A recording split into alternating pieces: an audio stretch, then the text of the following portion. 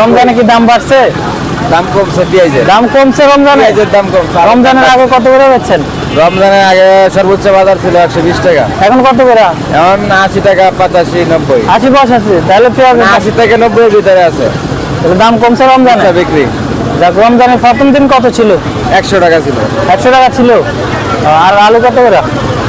আলু রমজানের ভিতরে মানে রমজানের যেদিন সেহরি প্রথম খাইবো ওই দিন খাইছিল আপনার 35 টাকা। হ্যাঁ, প্রথম রমজান থেকে 40 টাকা হয়ে গেছে। 40 টাকা গেছে। আলুর দাম বাড়ছে। 40 টাকা আছে। আদা? আদা 200 টাকা আগে থেকে ছিল, এখন 200 টাকা। মানে আগে ছিল 200, এখনো ছিল কেজি। যাও, আর তো কোনো কিছু নাই। যাক, রমজান মাসে একটু মানুষের লাগে কমায় রাখিও। আমাদের যতটুকু সম্ভব স্যার, আমাদের এটা 32 টাকা কিনা পরে, গাড়ি ভাড়া লেবার খরচ 33-34 টাকা। গরিবের অবস্থা তো বহুত খারাপ। 4 টাকা 5 টাকা লাভে আলু বেচতেছে। সর্বোচ্চ 4 টাকা 5 টাকা লাভ। 4-5 টাকা।